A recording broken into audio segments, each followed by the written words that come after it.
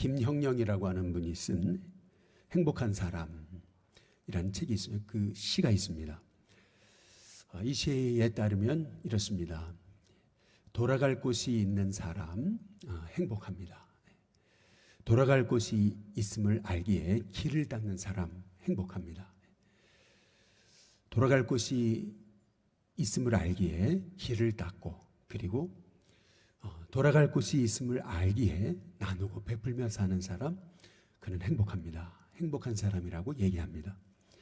마찬가지로 우리 그리스도인들이 궁극적으로 바라보아야 될 것은 바로 천국이죠. 세상은 어쩌다 태어나서 어쩌다 돌아가는 거라고 이제 이렇게 얘기하지만, 어쩌다 태어났다면, 그러면 다 어쩌다가 죽는 거라면, 그러면 돌아갈 곳도 이제 없는 것입니다. 분명 우리에게는 하나님께서 예비하신 천국이 이제 있는 것이죠. 그래서 오늘 우리 예수님께서는 너희는 마음에 근심하지 말라. 하나님을 믿으니 또 나를 믿으라. 내 아버지 집에 거할 곳이 많도다.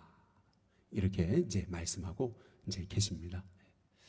내 아버지 집, 다시 말하면 우리 예수님이 말씀하신 것은 바로 천국에 대한 약속인 것이거든요. 우리가 오늘 이 말씀의 배경을 조금 이해할 필요가 있는데요. 우리가 요한복음 13장 38절에 이제 보시면은 예수께서 대답하시되 내가 나를 위하여 내 목숨을 버리겠느냐. 내가 진실로 진실로 내게 이르노니 다 굴기 전에 내가 3번 나를 부인하리라. 우리 예수님이 말씀하시거든요. 이제 예수님이 이제 십자가에 이제 죽으신다 그러시고, 그것으로 인해서 이제 베드로는 제 생명도 바치겠습니다. 이제 그런 상황입니다. 가룟 유다는 예수님을 배반하기 위해서 지금 그 밤에 뛰쳐나갔고, 그리고 지금 예수님은 이제 십자가에 죽으실 것에 관한 말씀을 이제 하고 계시는 거거든요. 이제 이런 상황에서 이제 예수님이 꺼내 놓으신 말씀은 천국입니다. 내 아버지 집 말이죠. 전에 이제 이런 얘기를 들었습니다. 어떤 분이 이제 폐암에 걸리셨는데, 이제 목사님이 병원에 신방을 오셨잖아요. 근데 목사님이 이제 믿음을 가지면 치료받습니다. 소망을 가지십시오. 이렇게 목사님이 위로하시고 기도해 주신 게 아니고, 목사님이 이제 폐암에 걸렸다는 얘기를 들으시고 오셔서 이제 병상에서 기도해 주시면서 얘기하신 게 천국을 준비하라고, 천국이 있다고, 천국의 소망을 가지라고 이제 계속 이제 천국에 대한 얘기만 이제 하시더라는 겁니다. 이제 그러니까 마음속에서 뭔가 이렇게 올라오더라는 거죠. 나 아직 안 죽는데 왜 자꾸 이제 죽으라고 그러냐? 이런 생각이 이제 들더라는 거죠. 근데 이런 그 얘기를 들었던 이제 이분이 믿음이 없는 분이 아닙니다. 굉장히 믿음이 좋은 그러한 분이었는데, 그런데 이렇게 믿음이 좋은 분도 이제 폐암에 걸려서 이제 어려움을 당할 때 목사님이 오셔서 천국을 준비하라고 하는 그런 말을 이제 하셨을 때 이제 굉장히 이제 마음이 힘들었다는 이제 그런 얘기거든요. 마찬가지로 소위 우리가 예를 들어 실직을 했어요. 근데 실직한 사람을 위로한다고 천국이 있지 않냐고, 소망 가지라고 이제 이렇게 됐을 때 이제 그것이 이제 그 위로받는 사람에게 그 위로가 되겠습니까? 또 오늘 예수님께서 지금 십자가에 죽으신다고, 너희를 떠나신다고 이제 말씀하셨을 때 제자들이 굉장히 동요하게 된 거죠. 그런데 그때 갑자기 예수님이 꺼내신 말씀이 이제 천국에 관한 이제 말씀입니다. 그러니까 이제 얼마나 이제 제자들이 얼마나 이렇게 그 마음 속에 굉장히 이렇게 마음이 근심이 다가왔겠습니까? 그렇죠? 근데 우리 예수님은 이런 상황에서 근심하지 말라 말씀하시면서 내 아버지 집에 거할 곳이 많다. 그렇게 얘기하시면서 오늘 여기 2절 이어지는 말씀에 그렇지 않으면 너희에게 일렀으리라. 내가 너희를 위해서 거처를 예비하러 간다. 가서 너희를 위해 거처를 예비하면 내가 다시 와서 너희를 내게로 영접하여 나 있는 곳에 너희도 있게 하겠다. 우리 예수님이 거처를 예비하러 가시고 또 거처가 예비되면 다시 와서 너희를 나 있는 곳에 있게 하겠다. 우리 예수님이 이제 말씀하시거든요. 예수님이 십자가에 이제 죽으실 뿐만 아니라 다시 오시겠다라는 말씀이 뭡니까? 부활하신다는 말씀이잖아요. 뿐만 아니라 우리 예수님이 재림하시겠다. 이제 그런 이제 말씀인 거거든요. 이제 어찌 본다면은 이제 제자들은 지금 현실 문제에 소위 죽느냐 사느냐, 먹고 사느냐 마느냐라는 이 문제에 매여 있는데, 우리 예수님은 지금 천국에 대한 이제 말씀을 이제 하고 이제 계시는 거거든요. 어찌 본다면은 우리 예수님이 하신 말씀이 제자들에게 정말 소망이 될 수 있냐, 제자들에게 위로가 될 수 있냐라고 이렇게 이제 생각이 될지 모르지만은, 예수님께서 지금 천국에 대해 말씀하신 이유가 있는 것입니다. 그것은 뭐냐면, 첫 번째로 천국이야말로 우리 그리스도인들이 참으로 바라봐야 될 곳이라고 하는 것이죠. 천국이야말로 그리스도인들이 주목하면서 살아가야 될 본향이라고 하는 그러한 것입니다. 특별히 오늘 우리 예수님이 말씀하시는 것은 천국에 관해서 내 아버지의 집이다, 이제 이렇게 이제 말씀하고 이제 계시거든요. 우리가 타향살이를 할 때 이제 집을 떠올리면, 고향 집을 떠올리면은 그냥 그 집만 떠올려도 이제 마음이 평안하죠. 이렇게 오랫동안 타향살이를 하거나 아니면 외국에 나가 있는 그런 분들이 이제 고향 집을 생각하면 그 마음속에 진정한 이제 평안함이 있습니다.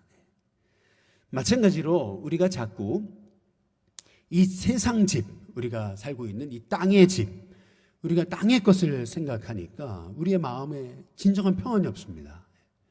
우리가 진정 바라봐야 될 곳은 다름 아닌 아버지의 집, 이제 천국이라는 것이 우리 예수님께서 우리에게 주시는 이제 말씀인 것입니다. 우리가 지금 바이블 하이킹을 통해서 이스라엘 백성들을 애굽에서 건져내셔서 이제 광야 생활을 거쳐 이제 가나안에 들어가게 하시는 그러한 이스라엘의 출애굽과 광야, 그리고 이제 광야길에 관해서 우리가 함께 살펴보고 있는데요. 결국 이스라엘 백성을 출애굽시키신 것이 뭡니까? 이제 구원하신 그 하나님의 은혜가 아니겠어요? 그 구원하신 그 하나님의 자녀들이 광야 같은 이 땅에서 우리가 살아가는데, 결국 이스라엘 백성이 나아가야 될 곳, 그곳은 영적 가나안이다라고 성경이 우리에게 끊임없이 말씀하고 계시는 것이 이제 아니겠습니까? 마찬가지로 우리 성도들이 끊임없이 바라봐야 될 곳, 그것은 이제 아버지 집이라고 하는 거죠. 가나안을 바라보지 못했을 때 이스라엘 백성들은 끊임없이 원망했던 것이고요. 가나안을 바라보지 못할 때 그들은 결국 그 광야에서 영원히 멸망당하는 그러한 종들이 이제 되고 말았더라는 겁니다.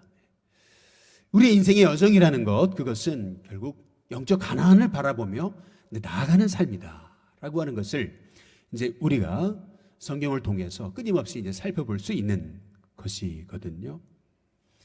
우리가 지난번에 레위기를 통해서 우리가 이제 봤어야 되는 건데 시간이 부족해서 함께 나누지 못했던 그런 말씀 중에 하나는 실은 이제 희년에 관한 이제 말씀입니다.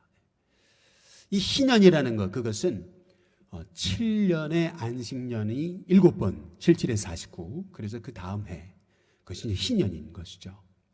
희년이 되면 이제 모든 종되었던 자들이 자유함을 얻고, 또 빼앗겼던, 잃었던 그런 모든 땅들이 빚져서, 그래서 결국 다 다른 사람에게 넘겨주었던 그러한 자기 고향의 땅들이 다 자기에게로 이제 돌아오는 해, 그 해가 바로 희년인 것이거든요. 이제 어찌 본다면은 이 땅에서 이 희년이라고 하는 이 놀라운 하나님의 메시지가 이 땅의 것을 내 것이라고 생각하고 이 땅의 것이 영원히 나의 것이다라고 생각하는 우리에게 희년이라고 하는 이러한 주님의 메시지는 어찌 본다면 굉장히 동떨어진 메시지처럼 보이죠. 그러나 성경에서, 레위기에서 하나님이 주신, 우리에게 하나님의 종들에게 주시는 비전은 결국 우리가 이 땅에서 소유한 것, 이것은 영원한 것이 아니고 결국에 그 땅에 있는 모든 것들 희년이 되면 다 원래 주인에게 돌아가잖아요. 마찬가지로 우리가 정말 돌아보고 바라봐야 되는 곳, 그곳은 다름 아닌 주님의 나라, 바로 그 땅이라고 우리에게 말씀하고 계시는 거예요. 우리 예수님께서도 십자가를 지시기 전 제자들에게 꺼내놓으셨던 그 마지막 비전, 그것이 바로 다름 아닌 이제 천국인 거거든요. 하나님의 나라.